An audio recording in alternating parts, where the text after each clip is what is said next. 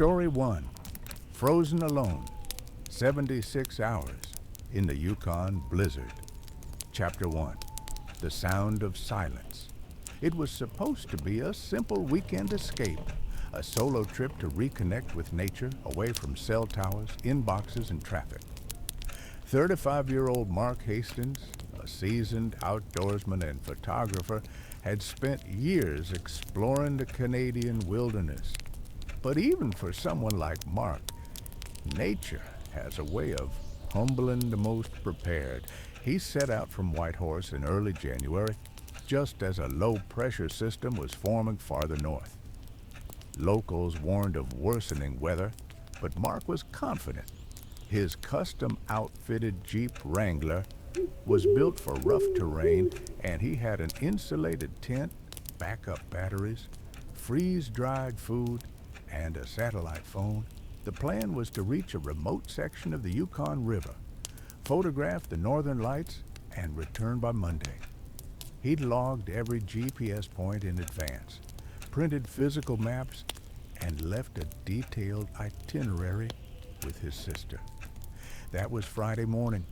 By nightfall, the temperature had plummeted to minus 28 degrees Celsius, and snow had started falling heavier than predicted. Chapter 2. The Detour.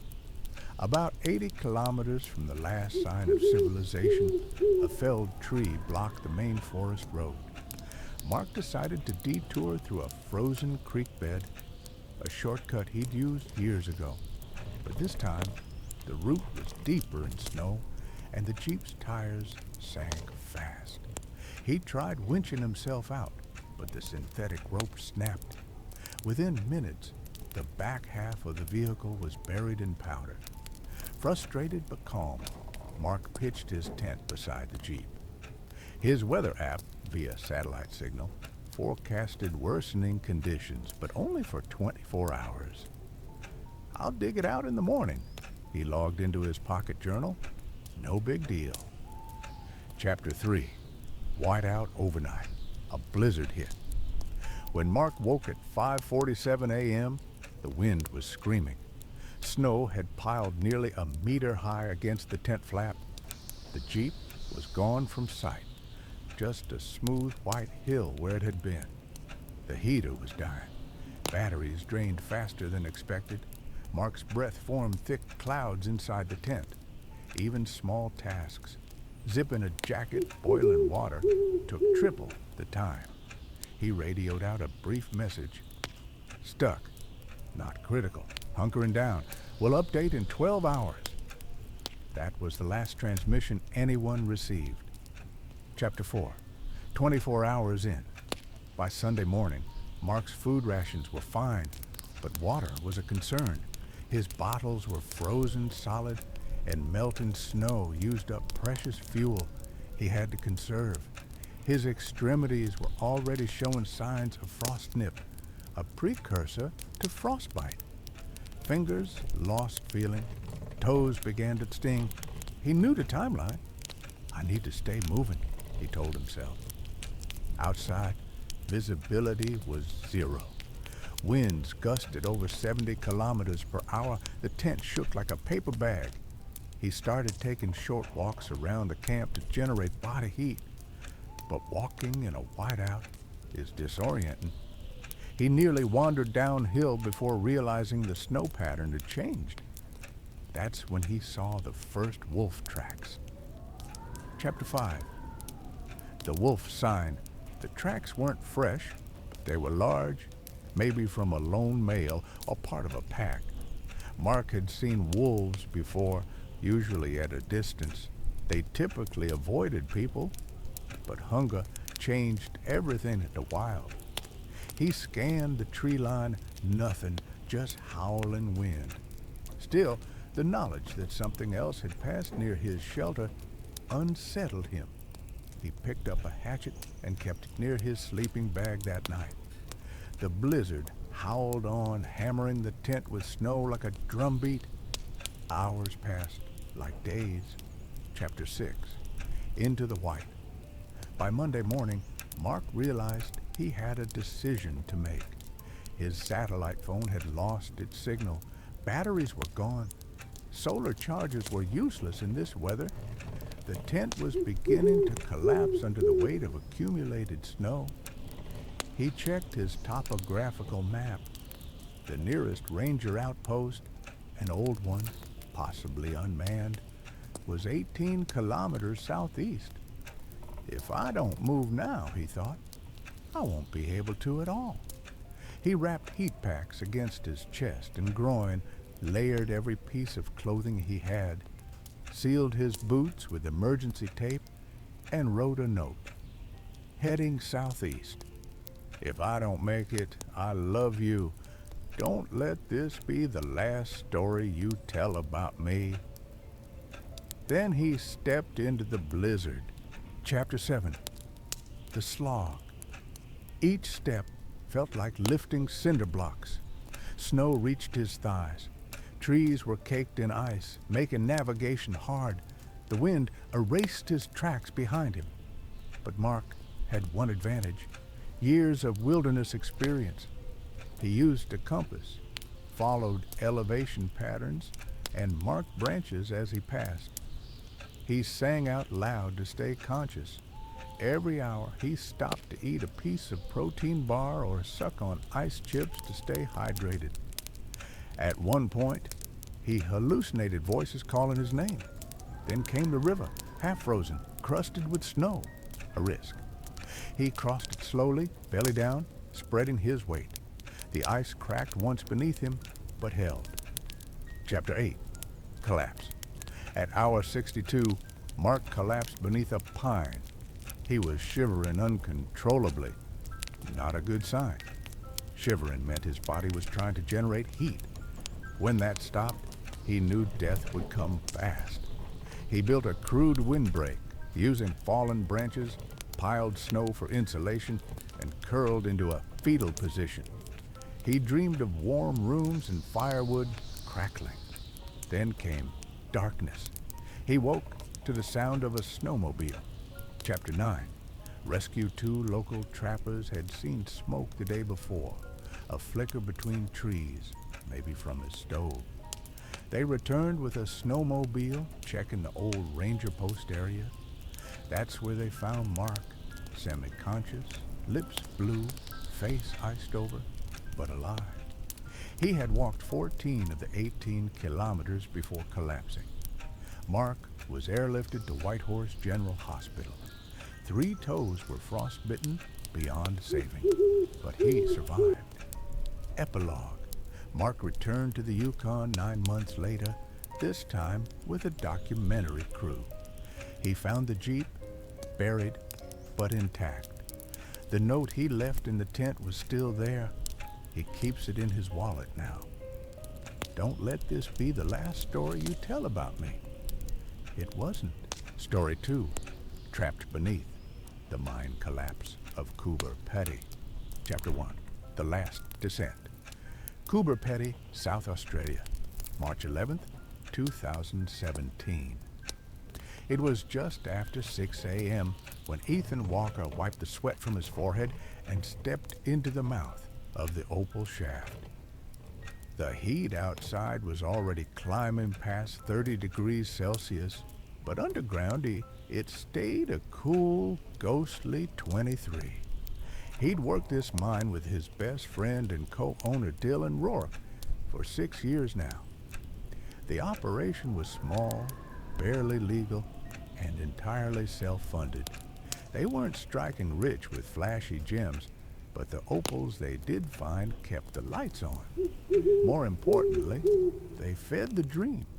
One big find that would change everything. On that particular morning, Ethan had woken early with a strange feeling.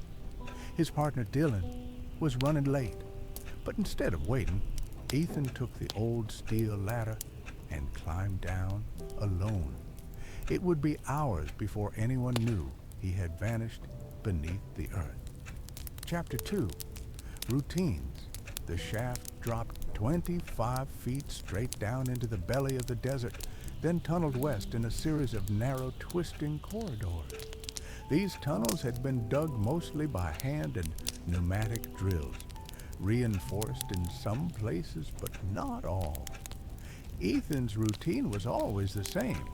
Check the air pump, test the oxygen meter, power up the work lights, and begin inspecting the dig site. He switched on the lantern. Nothing. Strange. The battery box near the entrance had been flaky lately. He moved deeper into the shaft where the backup LED strip still glowed, casting long spectral shadows on the rough white walls. He didn't hear the creak. He didn't hear the rumble. Only when the walls groaned like a dying animal did he turn around. By then, it was too late. Chapter 3. Collapse. It wasn't an explosion, not a dramatic cave-in like in the movies. It was a slow-motion failure of the earth itself. A low, grinding roar as the sandstone ceiling cracked along a seam and released a section the size of a fan. Dust filled the air like smoke. The tunnel groaned again, and the floor buckled. Ethan jumped sideways, instinct taken over. A cascade of loose rock buried his left leg and most of his hip. He couldn't scream. The dust in his throat suffocated every sound. And then silence, darkness, stillness. Chapter 4. Consciousness. He came to with the taste of copper in his mouth. Blood? Dirt? Both? The pressure on his leg was immense, a crushing weight that pulsed with every heartbeat. He tried to move and saw stars explode behind his eyes. The world tilted sideways. His helmet was gone. His headlamp lay shattered nearby. Ethan forced his hand into his vest pocket and pulled out a mini flashlight, barely functional, half cracked. A weak cone of light illuminated the truth. He was trapped beneath a pile of rock that had collapsed at the shaft entrance. There was no way out. No one knew he was here. Dylan was still asleep somewhere topside, probably assuming Ethan was running late. Chapter 5. First hours. The first thing Ethan did was check his injuries. His left leg was pinned from the knee down, possibly broken. His ribs ached, but the rest of him was mobile, barely. He could move his arms, his upper torso, and could reach a small section of tunnel wall. He ran inventory. 1 cracked flashlight, 1 half bottle of water, 1 protein bar, a backup air meter, a notepad and pencil, no radio, no signal. Breathing was tight. The dust still hung in the air. The air pump at the shaft entrance was silent. He couldn't hear the hum anymore. That meant it was likely damaged, or worse, crushed. He set the air meter on a nearby rock. 19.3% oxygen, lower than normal. That was the first sign of time slipping away. Chapter 6. Memory tricks to stay conscious, Ethan talked to himself. He recited the names of every teacher he'd had in school. He tried to recall every grand final score of his local football club. He recited bad movie lines, anything to stay alert. He scribbled notes on the notepad to mark the passing of time. Hour 1, still stable, try not to panic. Hour 2, leg hurts more now, took small sip of water. Hour 3, can't hear any noise from above. God, I hope Dylan finds this. The mind, once his pride, had become a tomb. But panic wouldn't help, neither would crying. He rationed a protein bar into 4 bites. Hour 5, still alive, still waiting. Chapter 7, topside. At 10:45 a.m., Dylan Rourke showed up. He expected to find Ethan crouched at the workbench or already drilling. Instead, the shaft was silent. "Ethan?" he called down. No answer. He descended the steel ladder halfway and paused. Dust. A strange scent of chalk and engine oil. The light at the bottom was gone. He climbed back up and called for help. By 12:30 p.m., Cuba Petty's small emergency crew had assembled. A rescue team began digging carefully around the mouth of the shaft. Below, Ethan didn't know any of this yet. Chapter 8, Night 1. By sunset, the temperature underground had dropped. Ethan's flashlight was down to a dim glow. He tucked it into his shirt to preserve warmth and battery. He began hallucinating. At first it was harmless. A flicker of movement, a sound that wasn't there. Then came the whispers. Old conversations from childhood echoed in his head. The voice of his mother saying, "You're not stuck. You're safe. Just hold on." He pressed his face to the tunnel wall to feel the vibrations. Nothing. No digging. No movement. He drank the last of the water. Hour 14. Don't fall asleep. Don't fall asleep. Don't fall. Chapter 9. Contact at dawn the next day. Ethan heard the first tap. He blinked. Was he dreaming? He raised the flashlight. The air was heavier now. Oxygen, 17.8%. Another tap. Then again, rhythmic. He grabbed a metal pipe beside him and banged 3 times. Silence. Then a return knock. Someone was there. They knew he was alive. He cried for the first time, not out of fear, but relief. Chapter 10, The Race Against Time. Above ground, the rescue team now had 2 critical pieces of information. Ethan was alive. He was deep. The problem was the terrain. Cuba Petty's mines were a maze of interwoven shafts, hand-dug over decades. Some had no formal blueprints, and this collapse had caused a partial sinkhole, making traditional equipment risky. They brought in a specialist, Emma Takao, a geological engineer who had worked rescue missions in Chile and Western Australia. She reviewed the site and said flatly, "He has maybe 36 hours of breathable air left. We start cutting tonight." But cutting meant danger. One miscalculation and a secondary collapse would bury Ethan permanently. Chapter 11, Underground Prayers. Ethan kept knocking. Every 10 minutes, tap, tap, tap. Sometimes they answered, sometimes not. The silence in between was worse than the darkness. He scratched words onto the wall with a piece of metal. "I love you, Dad." "Sorry, Jess. Tell them I didn't give up." By hour 27, his flashlight finally died. Oxygen was down to 16.2%. He could feel the difference. His thoughts slowed, and dizziness came in waves. The protein bar was gone. His lips cracked. Thirst gnawed at him. He sang nursery rhymes aloud just to hear a voice. His own sounded foreign. Chapter 12. The dig begins midnight. The rescue crew drilled a ventilation bore, just wide enough to lower a flexible hose for fresh air. It took 90 minutes to reach target depth. The hose dropped. A rush of cooler air flooded Ethan's prison. He gasped and laughed and cried at once. Then a voice crackled through the pipe. "Ethan, this is rescue. You're gonna be okay. We're coming." He shouted back until his throat ached. Hope returned. Chapter 13, The Collapse. Within, the next day was harder. Even with air, Ethan's body was shutting down. He was delirious, whispering apologies to people who weren't there. He spoke to his leg like it was a separate being. "You're not dead. I need you. Just wait a bit longer." He drifted in and out of consciousness. Time dissolved. He dreamed of waves and thunder. He imagined light, sun, rain, anything but this damn dirt. And through it all, the knocking. Steady. Closer.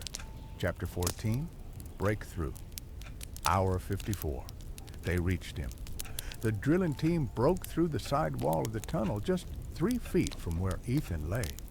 He didn't see them at first, only heard metal scrape, stone shift, then a circle of light pierced the dark. "Ethan!" someone shouted. He blinked. Tears flooded his eyes. He nodded. "I'm here." Cheers erupted topside. Chapter 15. Extraction. It took another 6 hours to safely widen the space around Ethan's leg. The team avoided full amputation by stabilizing the limb with inflatable splints and administering IV fluids through a microbore hole. At 64 hours underground, Ethan was lifted out on a rescue board, unconscious, eyes fluttering but breathing. The crowd of miners, friends, and local volunteers stood in silence as he was loaded into the ambulance. One man whispered, "That's a hard bastard right there." Chapter 16. Recovery. Ethan spent 41 days in the hospital. His leg required multiple surgeries. He'd suffer chronic pain for the rest of his life. But he kept it. And more importantly, he lived. He later said the hallucinations were the worst part. Not knowing what was real, that scared me more than death. He never went back into that mine. Dylan sold it quietly, and the shaft was sealed. Chapter 17. 1 year later. On the anniversary of his rescue, Ethan returned to Cuba Petty. He stood over the site, now fenced off, and placed a stone there with just one word carved into it. Still. He left behind a new journal entry. The first in a long time. I wasn't supposed to survive, but I did. So now I better make it count. Story 3. Adrift. A father and daughter. Lost at sea. Chapter 1. The launch, June 2nd, 2014. Gulf of Mexico. Tom Whitaker had spent most of his adult life on the water. At 47, with a short beard gone salt and pepper and a permanent tan from decades of Gulf sun, he'd seen just about every weather pattern and boat problem imaginable. His daughter, Ellie, had just turned 13. Smart, fiercely independent, and endlessly curious. She was his shadow whenever he worked on their old sailboat, the Wren. That summer, the plan was simple. A 3-day sail to a barrier island off the coast of Florida. They'd fish, swim, cook over a camp stove, and sail home. Nothing dangerous, just father-daughter bonding. Tom had done the route dozens of times. What could go wrong? Chapter 2. The weather window. Tom double-checked everything. Hull integrity, check mark. Radio, check. Backup flares, check mark. Extra water and MREs, double check mark. He even packed 2 sealed weather radios, one analog, one digital. The forecast looked smooth. Low winds, scattered clouds, mild swell. No tropical disturbances anywhere near their trajectory. They set off from Carabel just after sunrise, wind at their backs, the 30-foot sailboat gliding like a dream. Ellie sat near the bow, reading Treasure Island, her backpack full of books and trail mix. For the first day, everything was perfect. Chapter 3. First signs. That night, anchored in a quiet cove, Tom noticed a pressure shift. The wind changed direction slightly, not abnormal, but abrupt. He flicked on the analog radio and got static. Strange. The digital one showed no alerts. Still, instinct tugged at him. The sea was moody like that. It never shouted danger. It whispered it. He told Ellie to pack away her books and help him double-check the tie-downs and reef the mainsail just in case. "Why?" she asked, yawning. "Because we always prepare for the storm before it starts," he said. He didn't sleep that night. Chapter 4. The blow at 3:17 a.m. The first gust hit, then another, and another. By 4 a.m., the sea was alive, hissing wind, rising chop, and lightning flashing far off the starboard side. The storm hadn't been forecast. It had formed quickly in the southern Gulf, a rogue system, rare but not impossible. Some kind of subtropical anomaly. Tom powered up the motor to stabilize them. Rain lashed the deck. Ellie clung to the cockpit rail, wide-eyed and pale. They tried to steer back toward the coast. Then the engine coughed. Once, twice, dead. Chapter 5. Off the grid. The storm didn't pass. It sat on them like a living thing for hours. Radio, dead. GPS, fried. Sails, torn. They were officially adrift. Tom dropped the sea anchor to reduce drift, but without propulsion or working electronics, they couldn't course correct. Waves slapped the hull. Ellie was seasick and crying silently. Tom stayed calm. Always calm. That's what dads do. "We're okay," he said. "It's just a hiccup. We'll fix it tomorrow." But he knew it wasn't true. Not entirely. Chapter 6. Day 1, adrift. The storm broke by morning, leaving eerie calm in its wake. The sky was pale, overcast, horizon blurred by mist. The sea was calmer now, but the real danger had just begun. They were drifting in open water, 60 to 80 miles from shore, with a disabled engine and no contact with the mainland. Tom inventoried supplies: 3 gallons fresh water, 14 protein bars, 2 sealed MREs, 1 solar-powered flashlight, 1 broken VHF radio, 2 flare guns, 1 dinghy, deflated enough for a couple of days, maybe 3, 4, if they rationed carefully. Chapter 7. Decision time. By noon, Tom was weighing options. Try to paddle the dinghy toward a vague coastline, risky with Ellie aboard. Stay with the boat, conserve energy, and hope a patrol or cargo ship spotted them. Try to repair the radio or signal with mirrors and flares. He chose option 2. Ships look for boats, he told Ellie, not people floating in rafts. He spent the afternoon rigging a crude reflective panel using aluminum from the emergency kit. Ellie drew big block letters on the deck using black cloth strips. SOS. That night, they lit the first flare. Nothing answered. Chapter 8. Night 2. The sea is a different kind of darkness. It doesn't just go black, it erases everything. The sky, the water, the horizon, all merge into one infinite ink-colored void.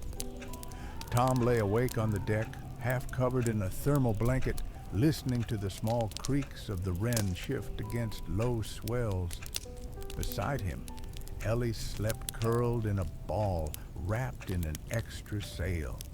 He hadn't told her, but the compass was acting strange, spinning sometimes, then stopping. Probably magnet damage from the lightning earlier. Without working electronics, it was a drift game now. They were at the mercy of currents, and he couldn't even be sure which current. Chapter 9, Rations and Resolve Morning. Tom woke Ellie with a half-protein bar and a capful of water. That would be their ration for the day. "Just enough to stay smart, not full," he said. "Do you think someone's looking for us?" she asked. He hesitated.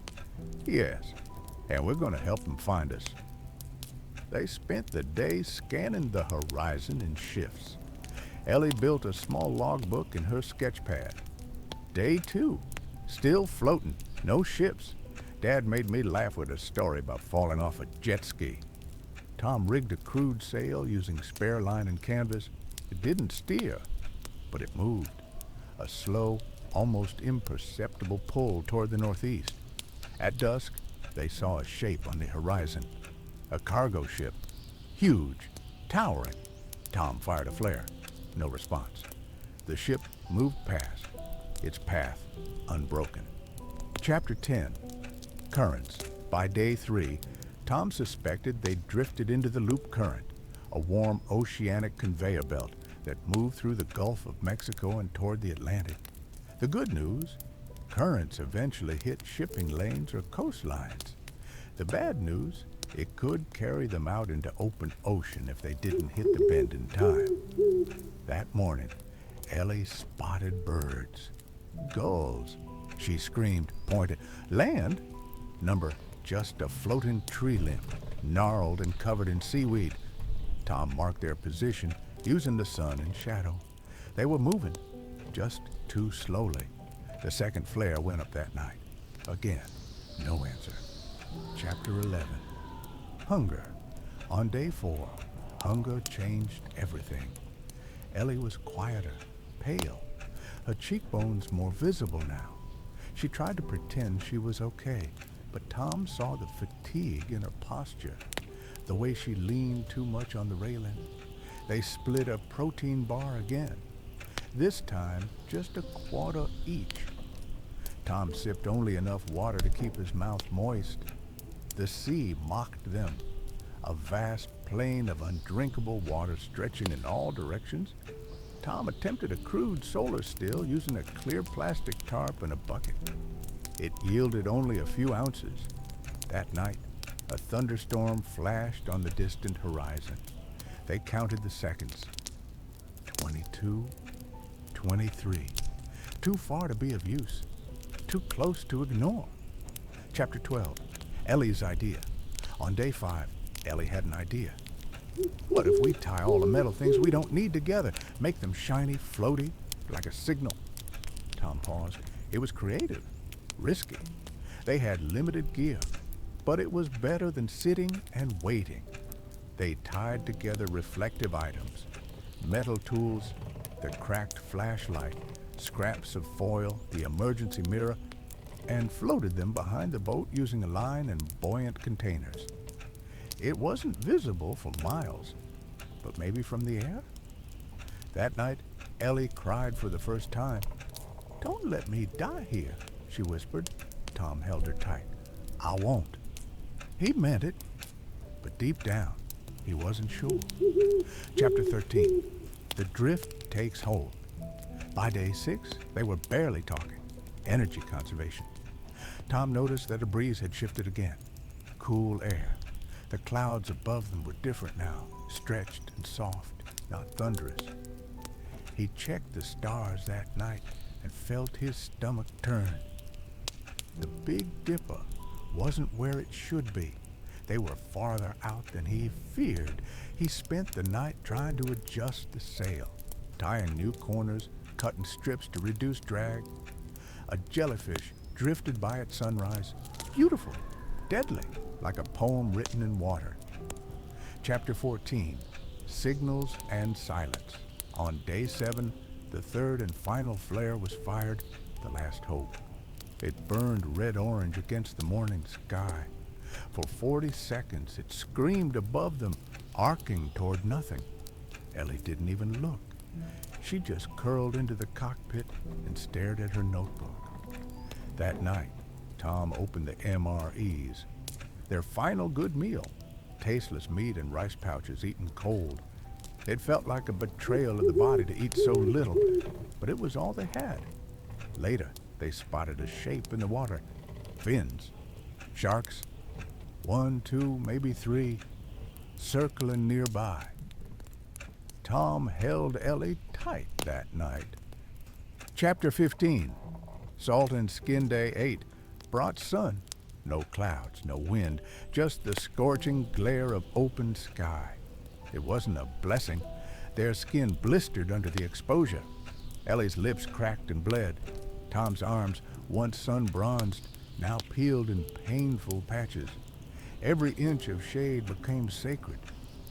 Tom had ripped part of the sail to make a canopy, but it was makeshift at best. Ellie lay beneath it, her eyes half closed. They had half a liter of water left.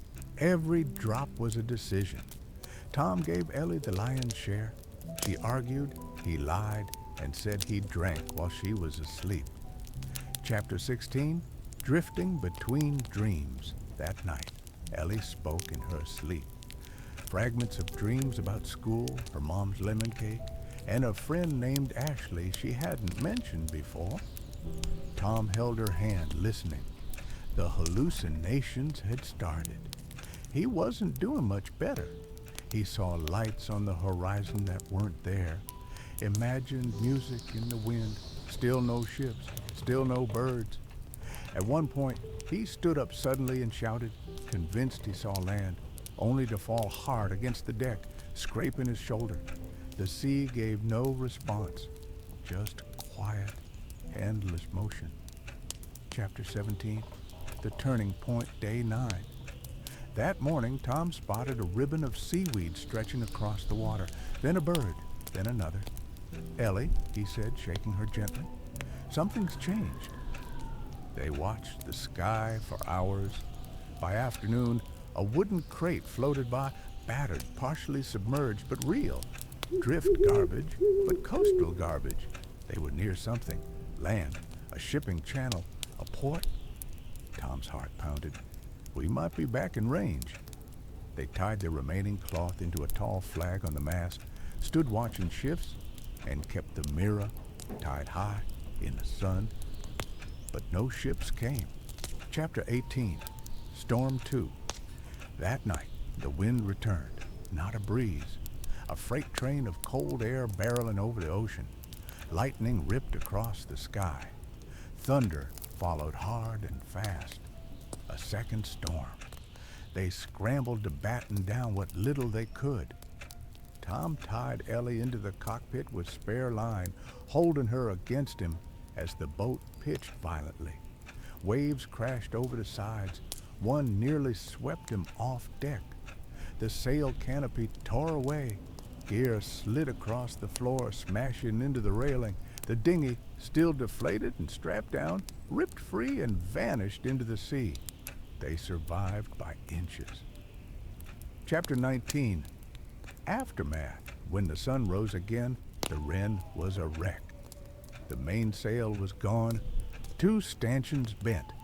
The cooler had floated into the sea. One water container had cracked, its contents lost. Tom checked Ellie. She was dehydrated, but awake. I dreamed of pancakes, she said weakly, with syrup and lemon juice. Tom laughed through tears. They had 1 full bottle of water left, 500 milliliters. He split it unevenly again. Ellie drank, coughed, drank more. The mirror was gone. Their only signal tool left was their voice. So they screamed. They screamed for hours. Chapter 20. Ellie's fever day, 10. Ellie was worse. She had a low-grade fever, her face flushed. Dehydration and exhaustion were catching up. Tom checked her eyes. They were dry, blinking, slow. She spoke only in whispers now. He soaked a rag in seawater and fanned it to cool her. Not ideal, but better than nothing. Then he made a choice. He opened his own water ration, 200 milliliter, and gave all of it to her. I'll be fine, he said. You're the priority. He kissed her forehead. She was burning up. Tom hadn't slept in 30 hours. Chapter 21. The float. That night, he sat at the bow and watched the stars, just trying to stay awake. He thought about his wife, gone 5 years now from ovarian cancer, about his promise to raise Ellie with joy and resilience, about how proud she'd be, how scared she'd be if she saw them now. Then he heard it, a sound, a deep, distant thrum, mechanical. He stood, peered into the black. A vessel? It came from the east, a slow pulse. Engines. He screamed, he waved his shirt, he yelled until his throat broke, but it passed, not close enough to see them. Chapter 22, Fire on the Sea. At dawn, Tom made a decision. They had a sealed emergency cushion inside a waterproof pack. Inside was a distress smoke, a final resource he'd saved. He opened it, lit the fuse. It sparked, hissed, and burned bright red, thick, acrid smoke billowing into the sky, a signal fire meant for aircraft. He and Ellie both watched it rise. Minutes passed. No answer. Then, just as the last flame died, a shadow appeared in the distance. A helicopter, low, orange, civilian search and rescue colors. Tom fell to his knees. "Ellie," he whispered, "they found us." Chapter 23. Contact. The helicopter circled twice. Tom stood on the bow, waving both arms in wide arcs, while Ellie tried to sit up, her eyes glassy. The chopper was a U.S. Coast Guard HHH-65 Dolphin deployed from a search grid out of Mobile. It hovered briefly, then lowered a flare just to the right of the Wren. Confirmation of sighting. A rescue diver descended. Tom sobbed the moment he saw him. Not because they were saved, but because they had been seen. The diver landed hard on deck, surveyed Ellie first. "We're getting you both home," he said. Chapter 24. Extraction. Ellie was lifted first, strapped into a harness, and hoisted into the open bay above. She was unconscious, but stable. When it was Tom's turn, his legs buckled, not from injury, from relief. As they ascended, he looked down at the Wren, the boat that had carried them through hell. It bobbed quietly below, sails shredded, mast leaning like a broken spine. He whispered, "Thank you," as it disappeared from view. Chapter 25. The debrief. Back on land, everything felt alien. Bright lights, noise, the smell of antiseptic. Tom and Ellie were rushed to a hospital in Pensacola. Doctors pumped fluids, measured vitals, and ran tests. Ellie's fever broke after 12 hours. She slept for nearly 2 days straight. When she finally woke, she said one word, "Home?" Tom held her and cried. The doctors called them lucky. The Coast Guard called them miraculous. But Tom knew better. They were prepared, not perfectly, not fully, but they had stayed calm, made the right calls, trusted each other. Chapter 26. The report. Tom gave a full statement to the Maritime Board. They wanted to know what failed, what could be improved. He listed everything. A freak storm with no early warning, engine failure likely due to a saltwater short, poor redundancy in GPS and VHF, no EPIRB, emergency position indicating radio beacon. His biggest regret, the investigator asked, "Would you sail again?" Tom didn't hesitate. Yes, but smarter. Chapter 27. Ellie's recovery weeks passed. Ellie regained her strength slowly. She started smiling again, laughing. One afternoon, she asked to see the ocean. Tom took her to a quiet marina. She stood at the dock, staring at the water. Then, without warning, she said, "We should fix the Wren." Tom blinked. "You're not scared?" "I am," she said, "but that doesn't mean we stop." Chapter 28. Rebuild. They recovered the Wren 3 weeks later. A salvage team towed it to a repair yard. The hull was intact, the deck beaten but serviceable. Tom and Ellie worked on it side by side. New sails, new radios, solar arrays, a GPS beacon, emergency desalinator, LED distress lights. Everything they hadn't had before. It took them 6 months. They renamed the boat the Phoenix. Chapter 29. Return to sea. Exactly 1 year after the incident, Tom and Ellie launched the Phoenix on the same route. Not to tempt fate, but to finish the journey on their terms. This time, the sun shone gently. The sea was calm, and in the distance, a school of dolphins leapt alongside the bow, as if welcoming them back. They anchored on the same island, cooked rice and canned tuna over a fire, and read Treasure Island again. Ellie slept in a hammock that night, unafraid. Chapter 30. Epilogue. Today, Tom teaches coastal survival to boating clubs. Ellie, now a marine biologist in training, gives talks to school kids about their story. Their survival wasn't magic. It wasn't luck alone. It was small, smart decisions, stacked over days. Never panic. Use everything you have, share water trust instincts, keep each other sane. Most of all, don't give up, ever. Story 4, Silent Mountain, the tragic tale of Sarah and James. Chapter 1, The Dream. Sarah had always loved the mountains. From childhood they called to her, their silent peaks promising freedom and escape from a world too loud, too crowded. James, her husband, shared the passion. They had been planning this trip for months, a remote trek into the Rockies, away from phone signals, city noise, and deadlines. They wanted to celebrate their 10th anniversary in nature's solitude, carrying only essentials in their backpacks.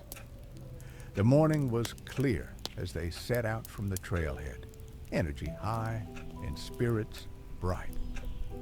Chapter 2, Into the Wild. The first 2 days were everything they hoped for. Crystal streams, lush meadows, and deer crossing the path. Sarah sketched the views in her notebook. James mapped their route carefully, cross-referencing with their GPS. At night, they camped beneath a canopy of stars, sharing stories and laughter. But on day 3, the weather shifted. Clouds rolled in fast. A cold wind swept through the valley. They debated turning back, but decided to push on just a little further. Chapter 3, The Storm. By evening, the wind became a howl. Rain turned to sleet. The path vanished beneath wet leaves and mud. They struggled to pitch the tent as gusts threatened to rip it away. Night fell early, and with it, a deep, bone-chilling cold. Sarah wrapped in layers, but the damp seeped in. James checked their supplies. Food was low, and the GPS showed a detour needed. The path ahead was flooded. Chapter 4, Lost. The next morning, the trail was gone. Floodwaters had carved new channels. Their map was useless. They tried to backtrack, but found only unfamiliar forest. Panic flickered. James suggested climbing higher for a better vantage. They ascended a ridge through thick brush, but the cold air and slippery ground slowed them. As dusk approached, Sarah slipped on wet rock, twisting her ankle badly. James helped her down, but the injury made every step agony. Chapter 5. Alone, they set up an emergency shelter near a rocky outcrop. Days passed with little food, cold nights, and endless rain. Their batteries died. No phone signal. James rationed their water carefully. Sarah's ankle worsened. They debated signaling for help, but no one knew their exact location. Hope began to fray. Chapter 6. The cold deepens. The nights grew colder with each passing hour. Their makeshift shelter offered little protection against the biting wind that seemed to pierce through every layer of clothing. Sarah's ankle was swollen and bruised, the pain constant and dull. She tried to move it, but the sharp sting forced her back down. James did his best to keep her warm, sharing his jacket and constantly reassuring her. His own hands were numb, fingers stiff from the cold. They huddled close together, sharing body heat in the endless dark nights. Chapter 7. Faded. Light. Days blurred into nights. Their food supply dwindled, energy sapped. James tried to keep their spirits up, recounting stories of their childhood, dreams of the future, and the places they still hoped to see. But Sarah's strength was fading. She slipped into long periods of silence, eyes distant. One morning, James awoke to find her barely conscious, shivering uncontrollably. His heart clenched. Chapter 8. The decision, knowing time was running out, James realized they had to try something desperate. He fashioned a crude splint to stabilize Sarah's ankle and promised he would find help, no matter what. With only a small pack, minimal supplies, and aching limbs, he set off up the mountain, following the faintest trails. Sarah begged him to be careful. "Promise me you'll come back," she whispered. "I promise," he said, forcing a smile. Chapter 9. Alone and waiting hours turned to days. Sarah waited, fighting to stay awake, to hold on. Her mind wandered. Memories of their wedding, laughter, quiet moments by the fire.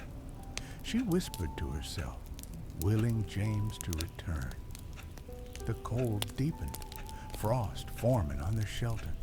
She wrapped herself tighter, clutching the last warmth from their shared jacket. Chapter 10. Search and Rescue. Meanwhile, James struggled over rocks, through dense forest and against the cold. His legs ached, hunger gnawed. On the third day, he found a logging road and flagged down a passing truck. Rescue teams were dispatched immediately. Helicopters swept the mountains. Search parties scoured the area. Chapter 11. Tragedy. Despite hours of searching, the rescue teams found Sarah only after 4 days. She was unconscious, hypothermic, and barely clinging to life. She was airlifted to the nearest hospital. James arrived minutes later, overwhelmed with relief and guilt. Sarah survived, but faced months of rehabilitation and permanent nerve damage in her leg. Chapter 12. Aftermath. The incident changed them both. James struggled with the memories, the isolation, the fear, the promise he barely kept. Sarah fought to regain strength, dealing with chronic pain and shattered dreams. Together, they found a fragile peace. Chapter 13. Shadows of the Past. Back in the hospital room, the sterile white walls felt colder than the mountain ever did. Sarah lay quietly, her leg encased in a cast that stretched from thigh to ankle. The doctors had warned of nerve damage. Some functions might never fully return. James sat beside her, holding her hand tightly, his mind haunted by every moment they'd spent trapped in the wilderness. He replayed his promises over and over, wondering if he'd done enough. Chapter 14. The long road. Rehabilitation began slowly. Physical therapists pushed Sarah gently, urging her to regain strength. Every small movement was a battle. James remained her rock, attending every session, encouraging her when frustration threatened to consume her. Their marriage, once full of easy laughter and shared dreams, now revolved around hospital routines, medications, and painful progress. Chapter 15. The silent struggle. But survival wasn't only physical. Sarah wrestled with dark nights of anxiety and nightmares filled with endless cold and silence. She avoided mirrors, uncomfortable with the changes to her body. James fought his own demons, flashbacks of the storm, the isolation, the helplessness. They rarely spoke the mountain, yet its shadow loomed over every moment. Chapter 16. Finding Meaning. Months later, Sarah began to speak about her experience. She joined a support group for wilderness survivors and trauma victims. Sharing stories, she found unexpected strength in vulnerability. James started volunteering with local search and rescue teams, dedicating himself to preventing others from suffering as they had. Together, they found purpose in pain. Chapter 17. The Promise. Renewed one crisp autumn morning, nearly a year after the ordeal, Sarah and James returned to the trailhead. She was still walking with a cane, her steps tentative but determined.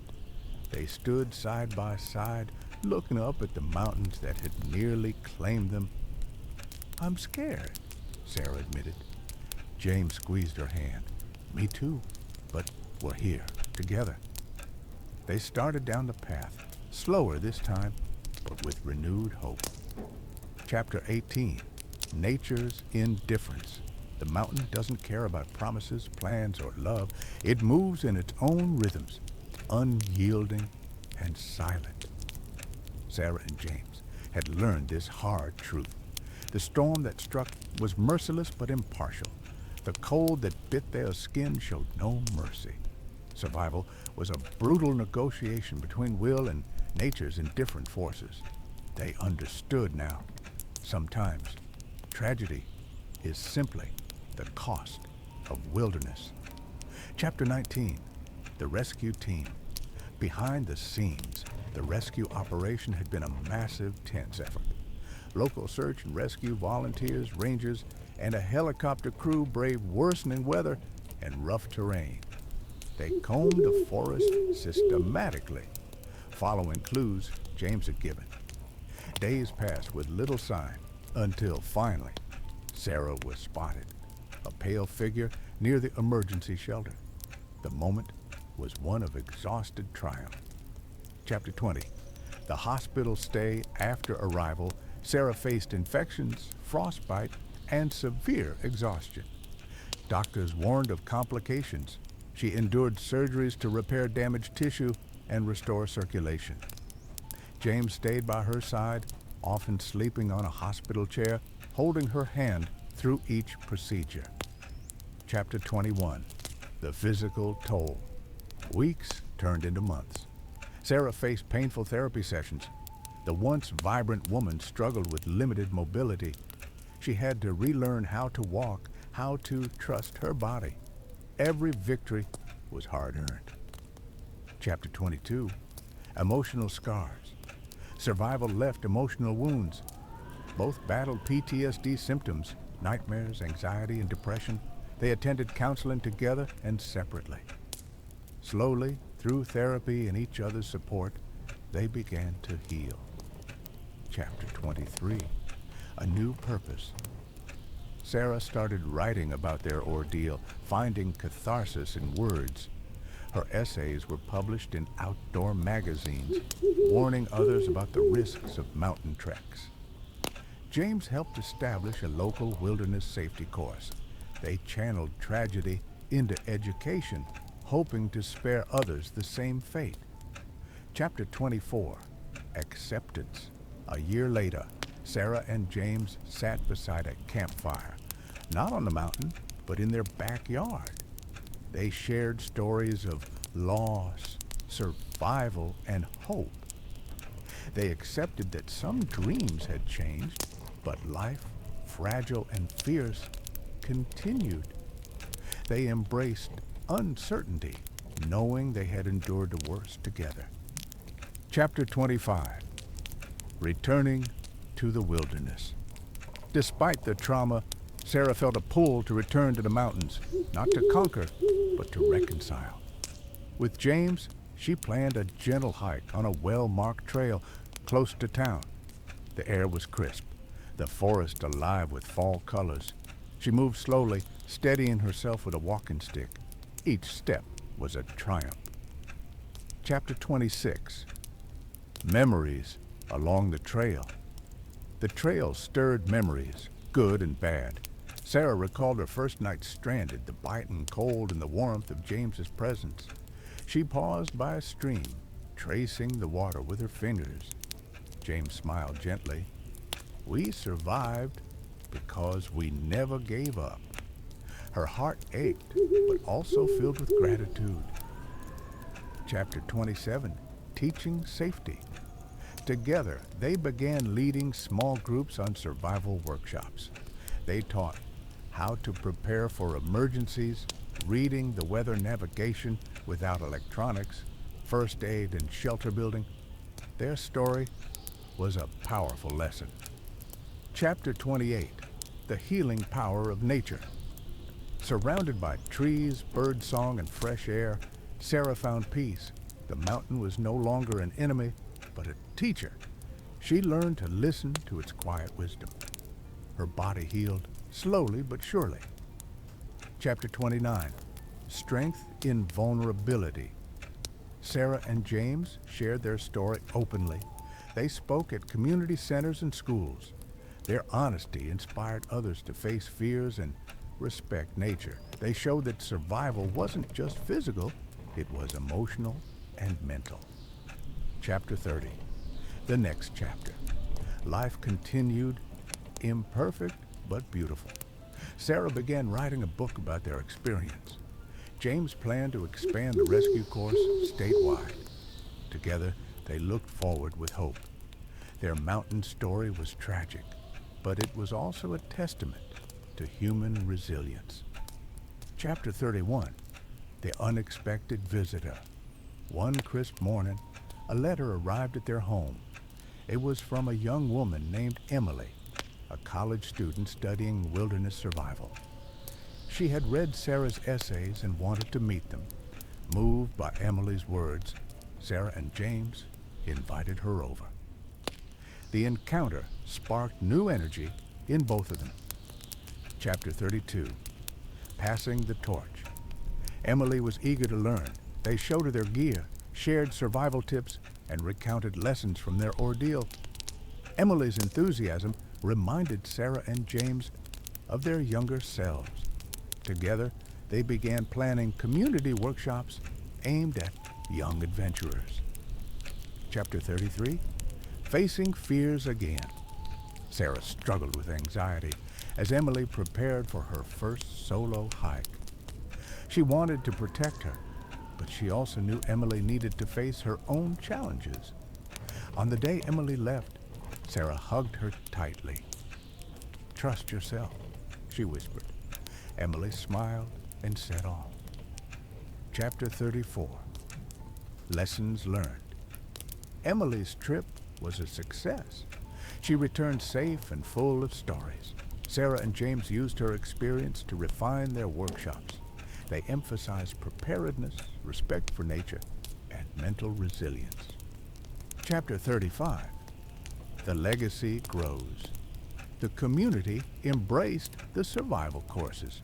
More people signed up, eager to learn and explore safely. Sarah and James found purpose in teaching and sharing their story. Their tragedy had blossomed into hope and education. Chapter 36, Full circle years had passed since that cold mountain storm that nearly took their lives. Sarah and James had rebuilt more than their bodies. They had rebuilt their souls. Standing once again at the foot of the mountain where it all began, they watched the sunrise spill golden light across the peaks. The silence was no longer empty. It was filled with memory, healing, and love. Sarah turned to James and smiled, the weight of tragedy lifting with the dawn. "We survived," she said softly. "Yes," he replied, taking her hand, "and we lived." Together, they stepped forward, ready to face whatever mountain still awaited them.